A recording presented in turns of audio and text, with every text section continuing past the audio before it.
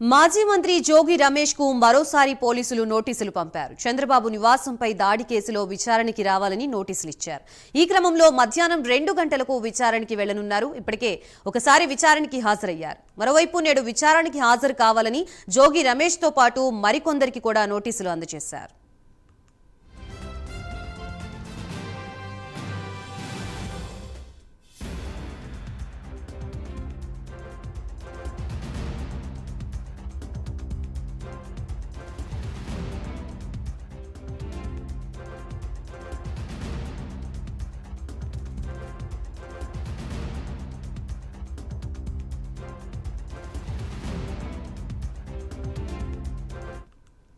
మాజీ మంత్రి జోగి రమేష్ కు మరోసారి పోలీసులు నోటీసులు పంపారు. చంద్రబాబు నివాసంపై దాడి కేసులో విచారణకి రావాలని నోటీసులు ఇచ్చారు.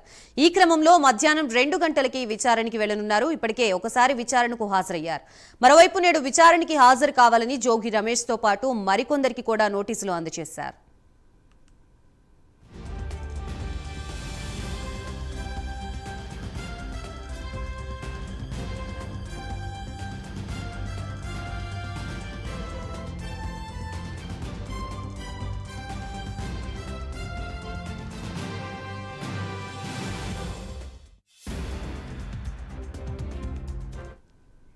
మాజీ మంత్రి జోగి రమేష్ కు మరోసారి పోలీసులు నోటీసులు పంపారు. చంద్రబాబు నివాసంపై దాడి కేసులో విచారణకి రావాలని నోటీసులు ఇచ్చారు. ఈ క్రమంలో మధ్యాహ్నం 2 గంటలకు విచారణకి వెళ్లనున్నారు. ఇప్పటికే ఒకసారి విచారణకు హాజరయ్యారు. మరోవైపు నేడు విచారణకి హాజరు కావాలని జోగి రమేష్ తో పాటు మరికొందరికి కూడా నోటీసులు అందజేశారు.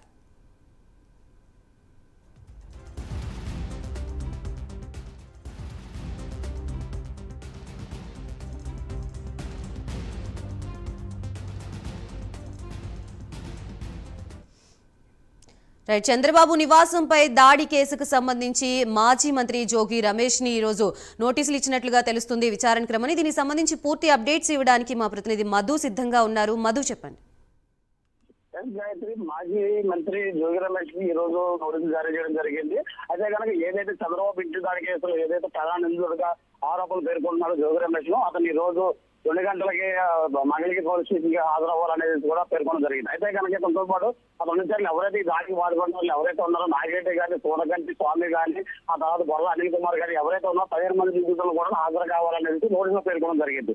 అయితే కనుక ప్రస్తుతం చూసుకుంటే కనుక గతంలో కూడా ఒకసారి అంటే నోటీసు ఇచ్చినప్పటికీ గతంలో హాజరు కాలేదనేది ప్రధానమైన ఆరోపణ ఉన్నప్పటికీ కూడా 2 రోజుల క్రితం కూడా జోగి రమేష్ విచారించడం జరిగింది. ఒక దాడి ఎందుకు చేయాల్సి వచ్చింది ఏమిటి అనేది పోలీసులు క్వశ్చన్స్ అయ్యాక నేను వచ్చినా నేను నిరసన తెలపడానికి వెళ్ళాను, చంద్రబాబు ఇంటికి నిరసన తెలపడం కూడా తప్పైనా అనేది కోణంలో ఆయన మాట్లాడే ఒక విధంగా ఉంది. అయితే కనుక చూసుకుంటే కనుక రాజకీయ విశ్లేషణ చెప్తే మాత్రం నిరసన తెలపాలంటే కనుక ఏ రాజకీయ నాయకులైనా సరే ఎవరైనా సరే వారిని పంపించాలని నిరసన తప్పించి ఇంటికి వెళ్ళి దాడి చేసి జనాల్ని ముగ్గుమరిగా తీసుకెళ్లి దాడి చేయడం అనేది చాలా తప్పు అనేది కూడా పేర్కొనడం జరుగుతుంది.